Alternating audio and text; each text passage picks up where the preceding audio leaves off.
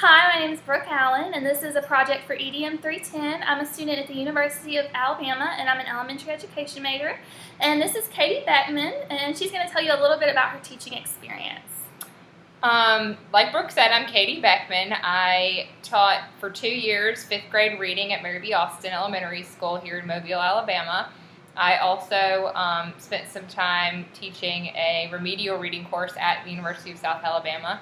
Spent the last 4 years at St. Ignatius Catholic School as the resource teacher, grades kindergarten through 8th grade, doing remedial work. And then I've just recently started tutoring dyslexic students at Read Write. Okay, so what do you think about smart boards in the classroom? When I first started teaching about 7 years ago, I had a smart board in my classroom. I think they can be beneficial. I think that students can get hands-on experience. I think tactile learners, they can, move things around on the board. They can see things. Mm-hmm. I think visual learners are able to, see lessons in action, see how things fit together, see how things work. But I guess the only drawback I would say is any technological glitches. Mm-hmm. Just make sure you have a backup plan in place if the computer or internet is not working. Yeah. Make sure you have something as a backup plan. All right. In EDM 310, we learned about flipping the classroom, which is where students watch the lessons at home and then they review it with the teacher in class. So what's your opinion on that? I think flipping the classroom could be really interesting. I see it probably being beneficial to students who are go-getters and would want to do the outside class assignments, would want to go that extra mile. I worry about students who might not be the best at turning and submitting homework. Mm-hmm. What would happen if they didn't complete the required assignments? They'd be totally lost the next day. I think it would be really cool in a college setting. Yeah, I had a class like that, and it was interesting, that's for sure. I think it would be neat. Okay.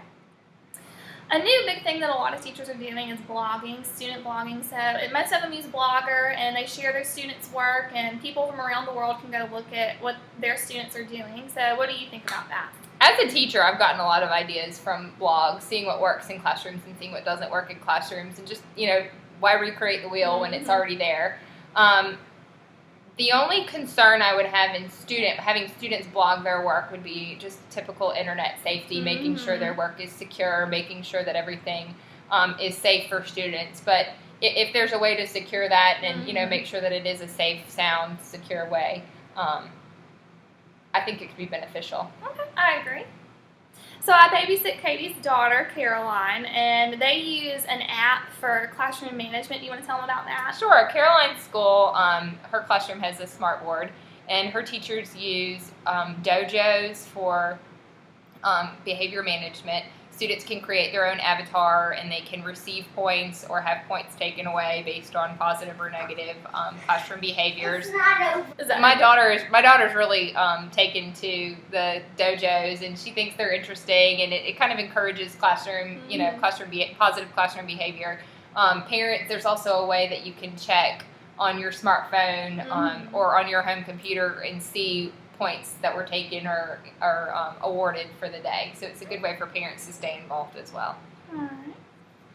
So all the students in Baldwin County have either an iPad or a MacBook. Do you think it's realistic to expect that all schools will eventually move into using technology for everything like Baldwin County has? Yes and no. I think that's where we're headed. I mean, technology is not disappearing. It's not going to go away. I think it's only going to become more used in our daily lives as well as in our children's daily lives.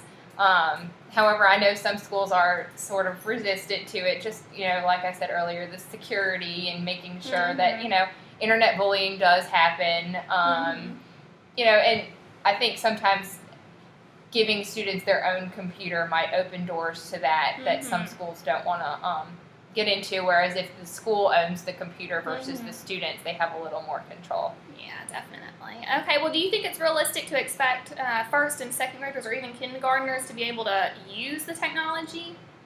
I want my daughter to be able to be familiar with the technology by the time she's in first grade. I think age-appropriate use. Yeah, This is scary. Okay.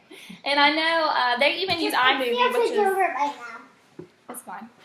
some of the students even use iMovie, which is what I'm using, and I know it took me so long to figure out how to use this, but my teacher always just tells us the students now they were born into all the technology. It's always been here, so they think it's easier. Yeah. I think the earlier they're exposed, Mhm. the better. I think it's only an advantage. All right, well, thank you so much. I really appreciate it.